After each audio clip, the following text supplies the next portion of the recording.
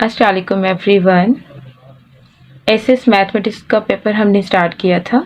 Part 1 and part 2 जो है मैं अपलोड कर चुकी हूँ। अगर आपने अब तक पार्ट 1 एंड पार्ट 2 नहीं देखा तो इन दोनों पार्ट का जो लिंक है मैं डिस्क्रिप्शन में दे दूँगी, आप वहाँ से भी देख सकते हैं। तो अभी हम पार्ट 3 करने लगे हैं। एमसीक्यूज नंबर 16 करेंगे। The sum of fourth multiple of 3 and sixth multiple of 2। तो इसको कैसे करेंगे, मीन्स हमें फोर्थ मल्टीपल लिखना है 3 का। तो 3 का 4 मल्टीपल इस तरह होगा, 3 का 4 मल्टीपल एंड का मतलब जो है प्लस होगा, and sixth multiple of 2 means 2 का 6 टाइम हम टेबल पढ़ेंगे। तो ये हमारे पास जो है इस क्या आ रहा है, यहाँ पे देखेंगे। इसको थोड़ा सिंपल कैलकुलेट करना है। तो ये हमारे पास आ जाएगा 3 4 ज़ा 12 प्लस 2 6 ज़ा 12। तो ये टोटल हमारे पास 24 आ जाएगा। इसी तरह से हम अब ये जो हमारे पास ऑप्शंस दिए गए हैं हम इनको भी सॉल्व करेंगे इसी तरह। जैसे सिक्स्थ मल्टीपल ऑफ 4 है, सिक्स्थ मल्टीपल ऑफ 4 कैसे करेंगे, मीन्स 4 की टेबल हमें 6 टाइम पढ़नी है। थर्ड मल्टीपल ऑफ 8 फाइंड करेंगे, मीन्स 8 की टेबल 3 टाइम्स पढ़ेंगे। इसमें सेकंड मल्टीपल ऑफ 12 मीन्स 12 की टेबल 2 टाइम्स पढ़ेंगे। 4 6 ज़ा 24 आ रहा है, 8 3 ज़ा भी 24 आ रहा है, 24 आ रहा है, मीन्स ये सब सेम आ रहा है। तो इसका जो राइट ऑप्शन होगा वो ऑप्शन डी होगा, ऑल ऑफ दीज। जैसे कि हमने देखा sum of fourth multiple of 3 and sixth multiple of 2 is 24 आ रहा था, तो हमने इन सबको भी चेक किया तो ये सब भी 24 ही आ रहे हैं। तो ऑल ऑफ दीज ऑप्शन होगा इस एमसीक्यूज का। ओके, नेक्स्ट एमसीक्यूज पे मूव करते हैं। एमसीक्यूज नंबर 17 हमारे पास ये है कि पैराबोला गिवन था, have a tangent whose slope is. अब इसमें हमें स्लोप गिवन है। अब हमें एक टेंजेंट फाइंड करना है जो कि इस पैराबोला पे ये टेंजेंट मतलब ये स्लोप पे जो है हमारी टेंजेंट बन रही है। ये 4 ऑप्शन हमें गिवन है। तो हम सबसे पहले क्या करेंगे, हमें जो है स्लोप तो गिवन है। अब हम टेंजेंट लाइन के लिए हम क्या करते हैं, स्लोप गिवन है एंड अगर पॉइंट भी गिवन होता तो ये बहुत ही आसान हो जाता हमारे लिए कि हम क्या करते हैं, पॉइंट स्लोप फॉर्म लगा के हम वहाँ से जो है टेंजेंट लाइन फाइंड कर सकते थे। फर्स्ट ऑफ ऑल हमें इस क्वेश्चन में जो है पॉइंट फाइंड करना होगा। अब पॉइंट कैसे फाइंड करेंगे, बहुत ही आसान है। जैसे ये हमारे पास जो है, हमारे पास पैराबोला क्या गिवन है, 2x² minus 13x plus 5। Derivative find करेंगे। अब ये डेरिवेटिव हम क्यों फाइंड कर रहे हैं, क्योंकि स्लोप जो होता है टेंजेंट लाइन का किसी भी पैराबोला पे हमें वो डेरिवेटिव देता है, मीन्स स्लोप देता है। तो हम इस स्लोप को यूज़ करके हम इसमें से जो है पॉइंट को जनरेट कर सकते हैं। तो कैसे करेंगे देखिए ज़रा। तो अब हम इसका जो है डेरिवेटिव फाइंड करेंगे। तो ये हमारे पास डेरिवेटिव क्या आ जाएगा, 4x माइनस 13। तो ये हमारे पास डेरिवेटिव आ गया। अब यहाँ से हम x की वैल्यू फाइंड करेंगे तो हमारे पास आंसर क्या आएगा, यहाँ पर हमारा x3 आ गया। अब हमें y चाहिए, तो y के लिए हम क्या करेंगे, अगर हम इस x की वैल्यू को यहाँ पर इस इक्वेशन में पुट कर दें तो यहाँ पर देखें, यहाँ पर x पुट कर देंगे तो हमें y की वैल्यू मिल जाएगी। तो यहाँ से हमें एक पॉइंट मिल जाएगा। अब यहाँ पर हमारे पास जो y हैं उसको ज़रा यहाँ लिख देते हैं, 2x² माइनस 13x प्लस 5। तो x की हमारी वैल्यू क्या आई थी, x इज इक्वल टू 3 है, इसमें पुट करना है। तो हमारे पास आंसर क्या आएगा, 2 3 whole square minus 13 into 3 plus 5। तो इसको सॉल्व करेंगे, हमारे पास आ जाएगा 2 इंटू 9 माइनस 39 प्लस 5, एंड यहाँ पर हमारे पास आ जाएगा 18 माइनस 39 प्लस 5। ये हमारे पास आ जाएगा 23 माइनस 39। अब इसको सिंप्लीफाई करेंगे, ये हमारे पास आ जाएगा -16। तो हमारे पास ये आंसर आ गया, y हमारे पास ये आ गया। अब यहाँ से हमें पॉइंट क्या मिला, ये x की वैल्यू हो गई, ये y की वैल्यू हो गई। तो हमारे पास जो पॉइंट आया है तो ये हमारे पास पॉइंट आ गया। एंड स्लोप हमारे पास क्या है, स्लोप हमें ऑलरेडी गिवन है कि स्लोप हमारा -1 है। पॉइंट एंड स्लोप होगा तो हम पॉइंट स्लोप फॉर्म लगा के इसके जो है टेंजेंट लाइन को फाइंड कर सकते हैं। y minus y1 is equal to m into x minus x1।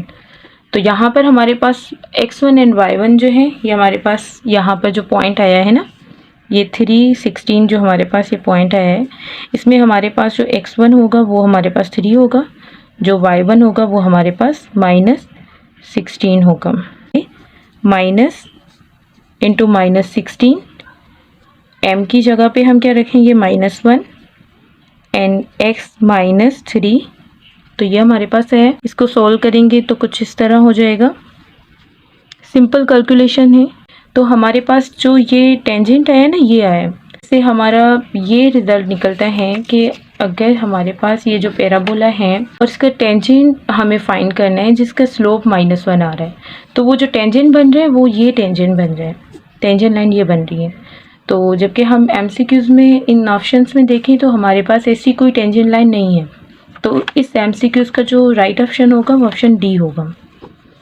Okay, next MCQs पे मूव करते हैं। एमसीक्यूज़ 18 करेंगे। अब इसमें इंटीग्रेशन हम कैसे करेंगे, इसको ज़रा यहीं करके देखते हैं। इंटीग्रेशन का एक फार्मूला होता है, ये हमारे पास क्वेश्चन है, सिर्फ हम इसका जो है इंटीग्रेशन फाइंड करेंगे। तो इसका इंटीग्रेशन कैसे होगा, तो इसका इंटीग्रेशन बन जाएगा हमारे पास, वो बन जाएगा 2x + 1 whole power 1/2 + 1 1/2 + 1 and c हमारे पास आ जाएगा कांस्टेंट। आफ्टर द कैलकुलेट हमारे पास आंसर क्या आएगा, 1/2 और यहाँ पर आ जाएगा 2x + 1 और ये हमारे पास हो जाएगा 3/2, तो यहाँ पर भी 3/2 हो जाएगा, प्लस c 2x + 1 पावर में 3/2 है और ये हमारे पास इसके साथ प्रोडक्ट में है, तो ये 2 में कैंसिल हो जाएगा, तो ओनली 3 आ जाएगा। ठीक है, अब ये हमारे पास जो है फाइनल आंसर आया। इस एमसीक्यूज़ का जो करेक्ट ऑप्शन होगा वो होगा ऑप्शन ए। ठीक है, तो ऑप्शन ए इसका जो है करेक्ट ऑप्शन होगा। ओके, नेक्स्ट एमसीक्यूज़ पे मूव करते हैं। एमसीक्यूज़ 19 है, इसमें हमें average rate of change of function find करना है। हमें फंक्शन गिवन है एंड हमारे पास एक इंटरवल है, तो अब हम average rate of change find करना है। तो सबसे पहले हम उसका फार्मूला लिखेंगे। ठीक है, फार्मूला पहले लिख लेते हैं, फिर हम उस फार्मूला को यूज़ करके हम जो है average rate of change find करेंगे। f(a) चाहिए एंड f(b) चाहिए, तो f(a) एंड f(b) कैसे फाइंड करेंगे। अब a भी हमारे पास क्या है, a भी हमें यहाँ इंटरवल है हमारे पास, तो इसमें हमारा जो a है वो 2 है, b जो है वो हमारे पास है 3। ठीक है, तो ये दोनों हमारे पास a एंड b की वैल्यू है। अब हम इन दोनों के जो वैल्यूज़ हैं हम इसमें पुट करेंगे फंक्शन में ना, तो हमारे पास f(a) एंड f(b) आ जाएगा। तो अगर हम इसको देखें तो f(2) फाइंड करना है हमें एंड f(3) फाइंड करना है। तो अब f(2) एंड f(3) कैसे फाइंड करेंगे, इस फंक्शन में पुट करेंगे। अब फंक्शन ज़रा हम लिख लेते हैं, वो हमारे पास है x³ + 1 है, तो इसमें हम इन दोनों की वैल्यूज़ फाइंड करेंगे।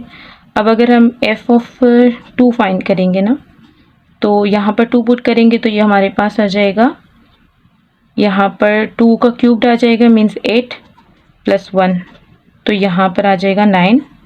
एंड इसमें अगर हम करेंगे f(3) में, अब अगर हम इसमें f(3) फाइंड करेंगे तो इसमें हमारे पास किस तरह आएगा, 3 का क्यूब्ड क्या होगा, 27 आएगा, 27 + 1 क्या आ जाएगा, 28, तो यहाँ पर 28 आ गया। तो हमारे पास ये वैल्यू आ गई, f(2) भी आ गया, f(3) भी आ गया। पुटिंग दी वैल्यूज़, तो वैल्यूज़ क्या हो जाएंगी, यहाँ पर हो जाएगा 28। ठीक है, क्योंकि f(b) हमारे पास क्या है, f(3) है ना, माइनस f(a) क्या है 9 अपन, उसके बाद मेरे पास b क्या है, b है 3, a हमारे पास है 2। फाइनली हमारे पास जो आंसर आएगा 19 आएगा। तो इस एमसीक्यूज़ का जो राइट ऑप्शन है वो है ऑप्शन बी 19। ऑप्शन बी जो है इसका राइट ऑप्शन होगा। ओके, नेक्स्ट एमसीक्यूज़ पे मूव करते हैं। 20 एमसीक्यूज़ करेंगे अब। 20 एमसीक्यूज़ में हमें y गिवन है एंड dx/dt गिवन है, तो हमें जो फाइंड करना है वो हमें फाइंड करना है dy/dt। बहुत ही सिंपल है एमसीक्यूज़ ये। हम इसको किस तरह से करेंगे ज़रा देखें। जैसे कि हमें y गिवन है, y की वैल्यू क्या है 5x है। अब हम जस्ट हमें इस पे जो है डेरिवेटिव करेंगे y को विद रेस्पेक्ट टू t, क्योंकि हमें ये फाइंड करना है ना dy/dt। तो इस पे अगर हम dy अपॉन dt अप्लाई करेंगे तो इसी तरह से x का जो है डेरिवेटिव होगा विद रेस्पेक्ट टू t, तो इस तरह आ जाएगा। अब ये चीज़ देखें हमें गिवन है, तो हम सिंपल क्या करेंगे, हम इसकी वैल्यू पुट कर देंगे यहाँ पर, तो ये हमारे पास आ जाएगा 10। तो इस MCQ का जो राइट ऑप्शन है वो है option B. Okay, next MCQ पे मूव करते हैं। अब ये हमारे पास 21 MCQs हैं, अब इसको करेंगे। ये हमारे पास है solution of separable differential equation. अब डिफरेंशियल इक्वेशन में जो सेपरेबल डिफरेंशियल इक्वेशन होते हैं उसमें हम जस्ट क्या करते हैं, हमारे पास जो डिपेंडेंट एंड इंडिपेंडेंट वेरिएबल होते हैं उनको हम सबसे पहले हम उनको जो है सेपरेट करते हैं एंड देन हम हम इंटीग्रेशन फाइंड करके उसका सॉल्यूशन बताते हैं। तो आइए इसमें ऐसा ही कुछ करना है। तो हमारे पास जो इक्वेशन गिवन है हम सबसे पहले तो उसको लिखते हैं यहाँ पर, जैसे कि ये हम इक्वेशन गिवन है 1 + x dy - y dx। तो सबसे पहले हम इस टर्म को जो है राइट साइड शिफ्ट कर देंगे, तो हमारे पास कुछ इस तरह आ जाएगा। अब हम क्या करेंगे, हमें ये x का टर्म है तो इसको यहाँ इस तरफ शिफ्ट कर देंगे, ये y है तो y को इस तरफ शिफ्ट कर देंगे, तो y अगर यहाँ शिफ्ट कर देंगे तो ये 1/y हो जाएगा dy, और यहाँ पर अगर हम इसको इस तरफ शिफ्ट कर देंगे ये 1/1 + x dx हो जाएगा। तो ये हमारे पास आ जाएगा कुछ इस तरह। अब हम सिंपली क्या करेंगे, हम इंटीग्रेशन अप्लाई करेंगे दोनों साइड से। यहाँ पर इंटीग्रेशन अप्लाई करना है, यहाँ पर भी इंटीग्रेशन अप्लाई करना है। तो इंटीग्रेशन के बाद ये हमारे पास हो जाएगा log y, इसी तरह ये हो जाएगा log 1 + x। तो इंटीग्रेशन है तो प्लस log c कर देंगे। तो ये हमारे पास हम इसको फर्दर सिंप्लीफाई करेंगे तो ये log y हो जाएगा। इस पर अगर हम प्रॉपर्टी अप्लाई करेंगे log की, तो ये हो जाएगा log c × 1 + x आ जाएगा। log log में कैंसिल होगा तो यहाँ से हमारे पास आ जाएगा y जो है उसकी वैल्यू हमारे पास ये आ जाएगी। इस MCQ का जो राइट ऑप्शन होगा वो ऑप्शन ए होगा, c × 1 + x। ओके जी, नेक्स्ट क्वेश्चन पे मूव करते हैं। अब 22 MCQ को देखेंगे। अब इसमें हमारे पास जो है ना एरिया ऑफ इक्विलेटरल ट्राइंगल है। तो सबसे पहले हम ट्राइंगल को ड्रा कर लेते हैं। कुछ इस तरह हमारे पास ट्राइंगल होगा। तो अब इसमें ये है कि इनकी तीनों साइड्स जो है इक्वल होंगी। ट्राइंगल का एरिया कैसे हम फाइंड करते हैं, उसका हमारे पास एक फार्मूला होता है, हम उसको लिख लेते हैं। एरिया ऑफ ट्राइंगल जो होता है उसका ये फार्मूला होगा 1/2 × बेस × हाइट। ठीक है, ये हमारे पास फार्मूला होता है। हमारे पास ट्राइंगल है, अब इसको अगर हम हाफ करें तो ये हमारे पास h आ जाएगा। ठीक है, अब ये जो हमारी लेंथ गिवन है ना, यहाँ पे देखें ट्राइंगल साइड लेंथ, तो लेंथ हमें जो गिवन है वो x है। तो ये हमारे पास अगर टोटल x है तो ये भी x होगी, ये भी x होगी। ठीक है, ये x होगी, ये भी x होगी। अब हम सपोज़ अगर इसको हाफ कर दें, क्योंकि यहाँ पर ये हमने इस तरह से एक ट्राइंगल ये बना दिया, एक ये बना दिया ना, तो ये x/2 आ जाएगा। तो इसी तरह से यहाँ पर भी ये आ जाएगा x/2 आ जाएगा। अब हम क्या करेंगे, सबसे पहले हमारा जो मेन जो पर्पज़ है ना वो हमारा ये है इसमें कि ये जो हमारे पास हाइट है ना इसकी वैल्यू हमें फाइंड करनी है, क्योंकि जब अगर हम हाइट की वैल्यू फाइंड कर लेंगे तो हम इजली जो है उस ट्राइंगल का एरिया भी फाइंड कर सकते हैं बाय पाइथागोरस थ्योरम। हमारे पास क्या हो जाएगा, पाइथागोरस थ्योरम अगर हम इस पर अप्लाई कर देंगे तो ये हमारे पास हो जाएगा हाइपोटेन्यूज है, और ये हमारे पास है बेस है, ये हमारे पास है परपेंडिकुलर। तो इसी तरह से हम क्या करेंगे, हमारे पास क्या होता है, hypotenuse square is equal to क्या आता है हमारे पास, perpendicular square plus base square. तो perpendicular square means h² plus x/2 whole square. तो ये आ जाएगा, ये हम यहाँ से लिख देंगे। तो ये हमारे पास हो जाएगा x² माइनस, और ये हमारे पास आ जाएगा x/2 होल स्क्वायर। तो सिंपल हम इसको जो है सॉल्व करेंगे तो ये हमारे पास कुछ इस तरह बनेगा x²/4। तो जब इसको सॉल्व करेंगे तो ये हमारे पास आ जाएगा 4x² माइनस x²। तो ये हमारे पास आ जाएगा 3x²/4। तो ये हमारे पास h² की वैल्यू है। अब इस हम क्या करेंगे, स्क्वायर को उस तरफ शिफ्ट कर देंगे तो वो हमारे पास स्क्वायर रूट हो जाएगा इस तरह 3x²/4। तो 4 का जो हमारे पास स्क्वायर रूट आएगा वो हमारे पास 2 आ जाएगा, एंड x का हमारे पास एक्स स्क्वायर का x आ जाएगा, तो ये कुछ इस तरह हमारे पास आ जाएगा। ठीक है, ये इस तरह हमारे पास आ जाएगा स्क्वायर रूट 3 x/2। तो ये हमारे पास जो है हाइट आ गई। एरिया का फार्मूला है। अब एरिया हम किस तरह से कैलकुलेट करेंगे? एरिया जो होगा इसका वो हमारे पास कुछ इस तरह होगा, जैसे 1/2 × अब बेस की जगह पे ये बेस था पूरा, एंड यहाँ पर हाइट की वैल्यू रख देंगे। हाइट की वैल्यू हमारे पास क्या है? हाइट की वैल्यू हमारे पास आएगी थी √3/2 x। तो ये हमारे पास हाइट की वैल्यू आई थी, तो यहाँ पर हमने हाइट की वैल्यू रख दी। अब इसको सिंपली हम जो है सॉल्व करेंगे। 1/4 आ जाएगा, x को 1 से मल्टीप्लाई करेंगे तो √3x² आ जाएगा। तो ये हमारा जो है फाइनली MCQs का जो है ऑप्शन होगा ये हमारे पास एरिया आ गई। हमारे पास जो ये MCQs था 22, इसका जो राइट ऑप्शन है ऑप्शन डी है। ठीक है, इसका राइट ऑप्शन डी होगा। ओके, नेक्स्ट MCQs पे मूव करते हैं। MCQs नंबर 23 है। इसमें हमें लिमिट फाइंड करनी है। अब इसकी लिमिट फाइंड करनी है तो सबसे पहले हम इसको कंसीडर करते हैं, क्योंकि इसको कंसीडर करके हम पहले फाइंड आउट करेंगे तो ये किसके इक्वल। तो पहले हम इसको कंसीडर करके चेक करते हैं। x² + 100 - 10/x²। तो इसको हम रैशनलाइज करके क्या आंसर आएगा हमारे पास?